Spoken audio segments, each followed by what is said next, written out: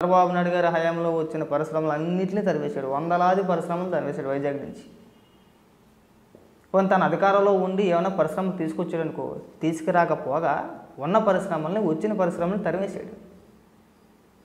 ఇప్పుడు మళ్ళీ చంద్రబాబు నాయుడు గారు తన అనుభవంతో గత పరిచయాలతో మీరు మళ్ళీ ఏపీలో పెట్టుబడులు పెట్టండి, మీరు పెట్టుబడులు పెడితే మా రాష్ట్రంలో ఉన్న యువతకి ఉపాధి అవకాశాలు కలుగుతాయి, ఉద్యోగాలు దొరుకుతాయి, ఆర్థికంగా బలపడతారు, జీవితంలో సెటిల్ అవుతారనే ఉద్దేశంతో చంద్రబాబు నాయుడు గారు లోకేష్ గారు కష్టపడుతూ ఉంటే వీళ్ళు నా కొడుకులు తిన్నదరక్క వచ్చిన పరిశ్రమలపైన విషప్రచారం, వచ్చే పరిశ్రమలపైన విషప్రచారం, మీరు రావద్దు అని చెప్పేసి జగన్మోహన్ రెడ్డి ఆదేశాలు లేకుండా ఇలా చేస్తున్నారని చెప్పేసి నేనైతే అనుకోను.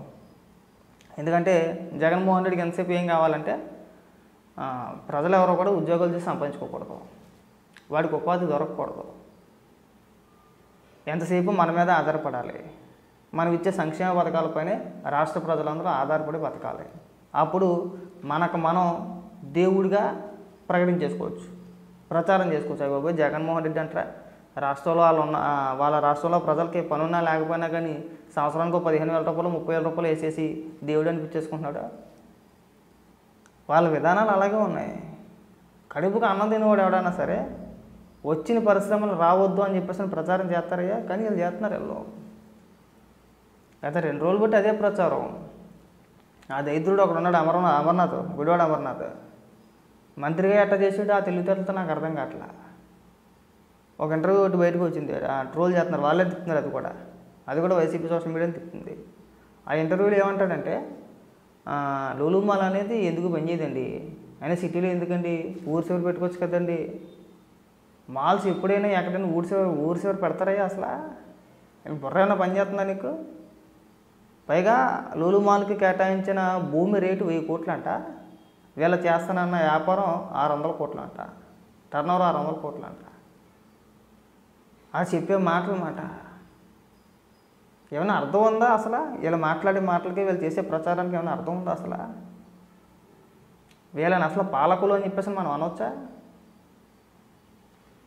ఏం చేద్దాం అనుకుంటున్నారు? అరే మీ వల్ల కాలేదు, మీకు చేత కాలేదు, మీ హయాంలో ఒక్కటంటే ఒక్క పరిశ్రమ కూడా తీసుకురాలేకపోయారు, చివరికి బొబ్బట్లు మామిడి తాండ్రా అని చెప్పేసి అసెంబ్లీలో సొల్లు చెప్పుకొచ్చాడు.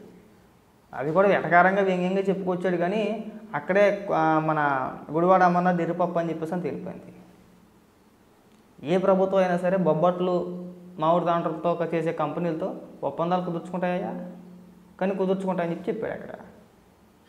ఇవాళేంటి వచ్చిన పరిశ్రమలు రాకూడదు, తిరిగి వెళ్ళిపోండి, మీరు రామాకండి, అదొక అంగడి, పిలీసులు అమ్ముకుంటారు, సబ్బులు అమ్ముకుంటారు. ఏం చేద్దాం అనుకుంటున్నారు అసలు? జగన్మోహన్ రెడ్డి ఎప్పటికైనా సరే ఈ కుక్కలను అదుపులో పెట్టుకోకపోతే నీకు రాజకీయంగా సమాధిని అంతా నువ్వే కట్టుకున్నట్టు ఉంటుంది. మీ హయాంలో పరిశ్రమలు రాకపోగా వచ్చిన పరిశ్రమలపైన విషం కక్కుతూ ఏపీలో పెట్టుబడులు పెట్టొద్దు, ఆ కంపెనీ అలాంటిది, ఈ కంపెనీ అలాంటిది, మళ్ళీ దోచేసుకుంటారో, మళ్ళీ దోపిడీ చేస్తారో. ఏంటో మీరు చేసే ప్రచారం? ఇలాగపోతే రాష్ట్రంలో ఏ కంపెనీ పెట్టుబడి పెట్టుద్ది అసలు? ఏ పరిశ్రమలు వస్తాయి మనకి? అరే క్లియర్గా చెప్పేసి అబ్బా, నాకు పరిశ్రమలు వద్దు, ప్రజలు ఎప్పుడూ అడుక్కు తినాలి, ప్రభుత్వాల మీద ఆధారపడే బతకాలి, ఒక సంవత్సరానికి 15,000 రూపాయలు 10,000 రూపాయలు ఇస్తే సరిపోద్ది సంక్షేమ పథకాల పేరుతో అని క్లియర్గా చెప్పేసి ఏముందానికి? ఒక మాటే కదా, ఒక స్టేట్మెంట్ ఇచ్చేసి అలాగని ఇవ్వడు, కానీ అలాగే ఇవ్వడు. పైకి మాత్రం పెద్ద వీరుల ఫోజులు, వచ్చే పరిశ్రమలపైన విషయం కక్కడాలా? ఏమైనా బుర్రన పనిచేస్తుంది అసలు? ముఖ్యంగా గుడివాడ అమర్నాథ్కి ఏమయ్యా, ఎప్పుడైనా మాల్స్ ఎప్పుడైనా ఊరి చివరిని పెట్టుకుంటారయ్యా? ఏ సిటీలోనే పెడతారు మాల్స్ అనేవి, ఊరి చివరిలో పెట్టుకోరు. ఏదైనా సరే పోనీ అది ఏమైనా పరిశ్రమ, అది ఇతర ఏదైనా కంపెనీ అనుకో, ఉదాహరణకి ఇప్పుడు అశోక్ లైలాండ్ కానీ, లేదంటే మోటార్స్కి సంబంధించిన కొన్ని కంపెనీలు ఉంటాయి, అవి కానీ అవనుకో, సరేలారా బాబు, అవేమి మరీ ఎక్కువగా క్రౌడ్ వెళ్ళి షాపింగ్ చేయడానికి వాటికో పనికిరావు అవి. అది వేరే రకమైన పరిశ్రమ కావచ్చు, పెట్టుకున్నారులే అని చెప్పి అనుకోవచ్చు. మాల్స్ అనేవి ఎక్కువ నిత్యం ప్రజలతో రద్దీగా ఉండేవి కదా. సినిమాలకు వెళ్ళి వాళ్ళు వెళ్తారు, షాపింగ్ చేసే వాళ్ళు ఉంటారు, ఏదో రకరకాలుగా కొనుక్కునే వాళ్ళు ఉంటారు. జనాభా ఎక్కువగా ఉన్న ప్రాంతాల్లోనే పెడతారు మాల్స్. తీసుకెళ్ళి శ్మశానాల్లో పెట్టరు చుంట. చూసావా ఎప్పుడైనా? ఏ మాల్ అయినా సరే ఊరు చివరిన పెట్టడం ఎప్పుడైనా చూసావా?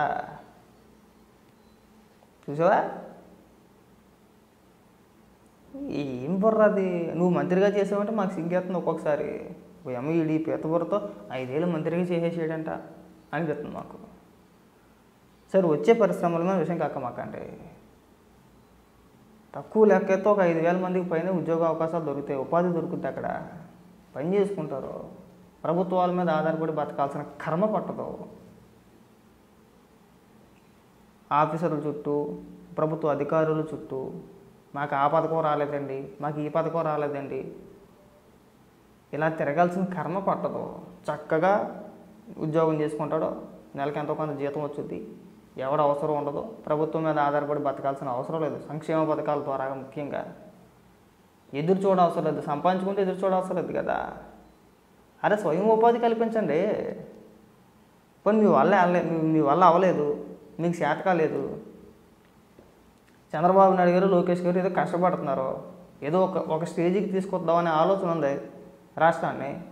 మీరు దాన్ని కూడా చెడగొడితే ఎలాగండి? దాన్ని కూడా రావద్దంటే ఎలాగండి? క్లియర్గా చెప్పేస్తున్నారు, లోలు రావద్దండి అంటారు అంతే. మా ఏపీకి రావద్దు, ఒకవేళ వచ్చినా మేము మళ్ళీ తరిమేస్తాం అంటున్నారు వాళ్ళు. మీరు ఏపీలో పెట్టుబడి పెట్టినా మళ్ళీ జగన్మోహన్ రెడ్డి ముఖ్యమంత్రి అవుతాడు, ముఖ్యమంత్రి అవ్వగానే మళ్ళీ మేము తరిమేస్తాం మిమ్మల్ని అంటున్నారు వాళ్ళు. ఎవడైనా అలా అంటే ఎవడైనా వచ్చి కూడా వస్తాడండి? పెట్టుబడి పెడతాడా? ఎక్కడికైనా నమ్మకం కలుగుతుందా? భరోసా కల్పించాలండి. రాజకీయం ఎప్పుడు రాజకీయ నాయకులతో చేయొచ్చు, రాజకీయ పార్టీలతో చేయొచ్చు, పరిశ్రమలతోని పారిశ్రామికవేత్తలతోని రాజకీయాలు చేయకూడదు. మనం బెదిరించకూడదు. అలాగా మీలాంటి నాయకులు ఇతర రాష్ట్రాల్లో ఉంటే కొన్ని వందల సంవత్సరాలు అయినా సరే రాష్ట్రాలు అభివృద్ధి చెందవండి. ఉదాహరణకి తెలంగాణ చూసుకోండి. ఏ రాజకీయ నాయకుడైనా, ఏ పార్టీ అయినా, ఏ పార్టీ రూలింగ్లో ఉన్నా కొన్ని పరిశ్రమలు వస్తూ ఉంటాయి కదా, ఆ పరిశ్రమలు అలా బెదిరించారండి. మేము వచ్చిన తర్వాత మిమ్మల్ని పంపించేస్తామని చెప్పేసి అన్నారా? ఉదాహరణకు మొన్న రేవంత్ రెడ్డి గారు పారిశ్రామికవేత్తలతో ఒక మీటింగ్ పెట్టుకున్నాడు. ఆయన బీఆర్ఎస్ నాయకులు కానీ, కేటీఆర్ గారు కానీ, నాయకులు కానీ, కార్యకర్తలు కానీ ఎవరైనా సరే ఆయా పారిశ్రామికవేత్తలను ఉద్దేశించి వాళ్ళని ట్యాగ్ చేస్తూ, మీరు తెలంగాణలో పెట్టుబడులు పెట్టొద్దు, మళ్ళీ మా ప్రభుత్వం వచ్చింది, మా పార్టీ రూలింగ్లోకి వచ్చింది, వచ్చిన తర్వాత మేము తరిమేస్తాం అని ఎవరైనా ఒక్కరు మాట్లాడారండి? ఒక్కరు మాట్లాడాల? ఎవరో మాట్లాడరు. కడుపుకు అన్నం తినేవాడు ఎవడు మాట్లాడరు.